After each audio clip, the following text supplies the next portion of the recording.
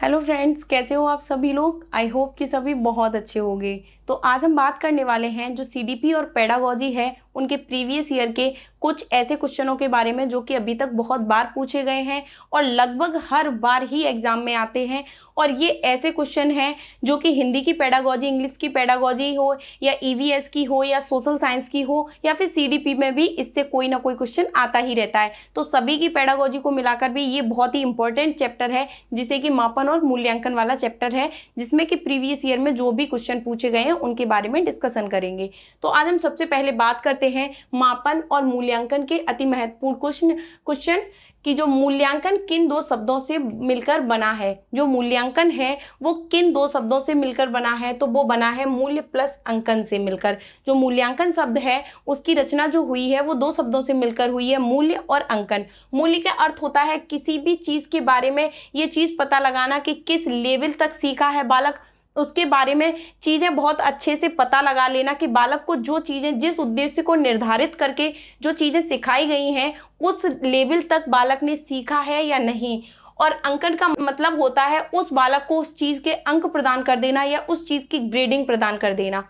उसके बाद next question की बात करते हैं, मूल्यांकन के कितने प्रकार होते हैं। तो जो बालक का मूल्यांकन किया जाता है वो कितने प्रकार से किया जाता है, तो वो किया जाता है 3 प्रकार से। किस किस प्रकार से? लिखित रूप में, यानी कि बच्चे को परीक्षाएं लेकर भी मूल्यांकन किया जा सकता है।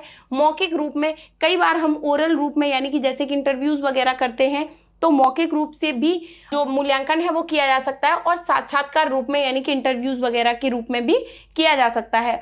ओरल रूप में ऐसे हो जाता है जैसे बालकों के सामने खड़े करके उन्हें एक एक करके किसी चीज के क्वेश्चनों को पूछना। साक्षात्कार में हो जाता है इंटरव्यूज वगैरह। उसके बाद नेक्स्ट क्वेश्चन की बात करते हैं, मापन के कितने स्तर होते हैं। तो जो मापन है उसके कितने स्तर होते हैं? 4 होते हैं। एक नामित मापन होता है, क्रमित मापन होता है, आंतरिक मापन होता है और एक होता है अनुपातिक मापन। उसके बाद नेक्स्ट क्वेश्चन की बात करते हैं, मापन किस प्रकार की प्रक्रिया है। जो मापन है वो किस प्रकार की प्रक्रिया है, तो मापन जो है वो नियमानुसार अंक प्रदान करने की प्रक्रिया है। मूल्यांकन में बालक के लेवल के बारे में पता लगाया जा सकता है, जो चीजें उसने सीखी हैं वो चीजें कहाँ तक सीखी हैं। लेकिन जो मापन होता है वो आपको ग्रेड प्रदान करता है, अंक प्रदान करता है। उसके बाद बात करते हैं मूल्यांकन का संबंध किससे होता है। तो जो मूल्यांकन का संबंध होता है वो होता है अभिगमन से, यानी बालक ने कहाँ तक किस लेवल तक चीजें सीखी हैं। उसके बाद बात करते हैं मापन के स्तर किसने बताए हैं, यानी जो मापन है उसके जो स्तरों के बारे में बताया है वो किसके द्वारा बताया गया है, तो वो बताया गया है SS स्टीवेंस के द्वारा। उसके बाद बात करते हैं मूल्यांकन का क्षेत्र कैसा होता है। जो मूल्यांकन होता है उसका क्षेत्र कैसा होता है, तो उसका क्षेत्र व्यापक होता है, ब्रॉड होता है। उसके बाद बात करते हैं मानसिक मापन शब्द का प्रयोग किसने किया था। जो मानसिक मापन है, जो मेंटल मेजरमेंट है, उसका जो यूज किया है वो किसने किया है, तो वो किया है कैटल ने। उसके बाद बात करते हैं मापन की कोई 2 विशेषताएं बताइए, यानी कि जो मापन होता है उसकी 2 मुख्य रूप से जो विशेषताएं हैं वो कौन कौन सी हैं।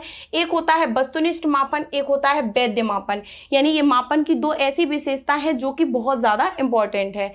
उसके बाद बात करते हैं मूल्यांकन में किसका अध्ययन किया जाता है। जब बालक का मूल्यांकन किया जाता है तो उसमें किस चीज का अध्ययन किया जाता है, तो शिक्षक एवं छात्र दोनों का। यानी कि एक शिक्षक छात्र को सिखाने में कहाँ तक उसने उस लेवल तक उसे सिखा पाया है या नहीं, और एक छात्र का मूल्यांकन इस प्रकार से किया जाता है कि जिस स्तर तक शिक्षक ने उसे सिखाया है उस लेवल तक छात्र ने वो चीजें ग्रहण कर पाई हैं या नहीं। उसके बाद बात करते हैं परिमाणात्मक मूल्यांकन कैसे होते हैं, यानी कि जो परिमाणात्मक मूल्यांकन होते हैं वो कौन कौन से होते हैं, तो वो होते हैं लिखित, मौखिक और प्रयोगात्मक। यानी कि जैसे कि अभी बताए थे जो मूल्यांकन होते हैं जिनके परिणाम दिए जाते हैं वो लिखित भी हो सकते हैं, यानी कि जो बालक के लिखित रूप में भी कराए जा सकते हैं, मौखिक रूप में भी और प्रयोगात्मक रूप में भी। उसके बाद नेक्स्ट क्वेश्चन की बात करते हैं गुणात्मक मूल्यांकन क्या होते हैं। यानी कि जो गुणात्मक मूल्यांकन होते हैं वो क्या होते हैं, तो वो होते हैं साक्षात्कार, यानी बालक के गुणों के बारे में, बालक की जो अन्य एक्टिविटीज होती हैं उनके बारे में पता लगाया जाता है, या फिर निरीक्षण के द्वारा या प्रश्नावली विधि के द्वारा गुणात्मक मूल्यांकन के पता लगाया जाता है। उसके बाद बात करते हैं सर्वांगीण विकास हेतु क्या आवश्यक होता है। अगर बालक के हर लेवल का विकास करना है, हर क्षेत्र का विकास करना है, तो उसके लिए क्या चीजें आवश्यक होती हैं, तो उसके लिए आवश्यक होती है सतत एवं समग्र मूल्यांकन या सतत एवं व्यापक मूल्यांकन। उसके बाद नेक्स्ट क्वेश्चन की बात करते हैं मापन द्वारा किन बातों की जांच की जाती है? जो मापन किया जाता है वो क्यों किया जाता है? बालक की किन चीजों के बारे में मापन के द्वारा पता चलता है? तो बालक की रुचि के बारे में पता चलता है, बालक की प्रकृति के बारे में पता चलता है, बालक के चिंतन के बारे में पता चलता है, कल्पना के बारे में पता चलता है, प्रवृत्ति के बारे में पता चलता है। यानी कि बालक में क्या क्या चीजें हैं, किन किन चीजों की रुचियां हैं, किन किन चीजों की अरुचियां हैं, किन किन चीजों को वो किस लेवल तक सीखना चाहता है, बालक में चिंतन करने की प्रक्रिया कैसी है, बालक में ग्रहण करने की प्रक्रिया कैसी है। इन सभी चीजों का जो मेजरमेंट किया जाता है वो किसके द्वारा किया जाता है? मापन और मूल्यांकन के द्वारा। उसके बाद बात करते हैं किसी गुण या विशेषता को गणितीय इकाई में व्यक्त करना, यानी कि किसी भी चीज को मार्क्स दे देना क्या कहलाता है? यानी कि किसी भी मापन को, किसी भी मूल्यांकन को गणितीय इकाई में बांटना क्या चीज कहलाती है? यानी उसे अंक देना या ग्रेड देना क्या कहलाता है? तो वो कहलाता है मापन। यानी मापन में ही अंक या ग्रेड दिए जाते हैं। मूल्यांकन प्रक्रिया के कितने अंग होते हैं? जो मूल्यांकन की प्रक्रिया है उसके कितने अंग होते हैं? तो 3 होते हैं, लिखित, मौखिक और साक्षात्कार। उसके बाद बात करते हैं मूल्यांकन किस प्रकार की प्रक्रिया है? तो जो मूल्यांकन है वो एक प्रकार से किसी भी चीज के निर्णय देती है कि बालक ने जिस उद्देश्य को ध्यान में रखकर बालक को सिखाया गया था उसने वो लक्ष्य प्राप्त किया है या नहीं। तो एक प्रकार से हर चीज का निर्णय देती है। तो मूल्यांकन एक प्रकार की निर्णयात्मक प्रक्रिया है। उसके बाद बात करते हैं उपचारात्मक शिक्षा का क्या उद्देश्य होता है? जो उपचारात्मक शिक्षण होता है उसका क्या उद्देश्य होता है? तो उसका उद्देश्य होता है विद्यार्थियों की कमजोरियों में सुधार करना। जब बालक के जो अधिगम के बारे में पता चल जाता है कि बालक को जो चीजें सिखाई गई थी वो बालक ने इस चीज में ये कमी रह गई है और बालक ने ये चीजें नहीं सीख पाई हैं, तो उसे उपचारात्मक मूल्यांकन के तहत बालक की प्रॉब्लम को, बालक की शिक्षण को सॉल्व किया जाता है और बालक को और सिखाने का प्रयास किया जाता है। उसके बाद बात करते हैं बहुविकल्पीय प्रश्न होते हैं। जो बहुविकल्पीय प्रश्न होते हैं वो बहुत ज़्यादा वस्तुनिष्ठ होते हैं, बहुत ज़्यादा प्रभावी होते हैं। इनमें किसी भी प्रकार की कोई भी त्रुटि, जैसे लॉन्ग क्वेश्चन करवा रहे हैं तो लॉन्ग क्वेश्चन के तहत में ये चीज़ें ध्यान में रखी जाती है। किसी बच्चे को कम मार्क्स मिल सकते हैं, क्वेश्चन रॉन्ग है, कोई लाइनिंग किसी की ज़्यादा है, किसी की कम है, तो वो उस प्रकार से प्रभावी नहीं होते हैं, उस प्रकार से एक प्रकार से विश्वसनीय नहीं होते हैं।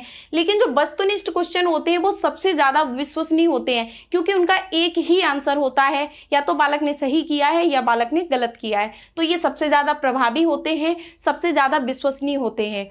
उसके बाद बात करते हैं निबंधात्मक प्रश्नों के अंकों के प्रतिशत कितना होना चाहिए। यानी जो निबंधात्मक प्रश्न होते हैं उनके जो अंकों का प्रतिशत होता है वो होता है 40%।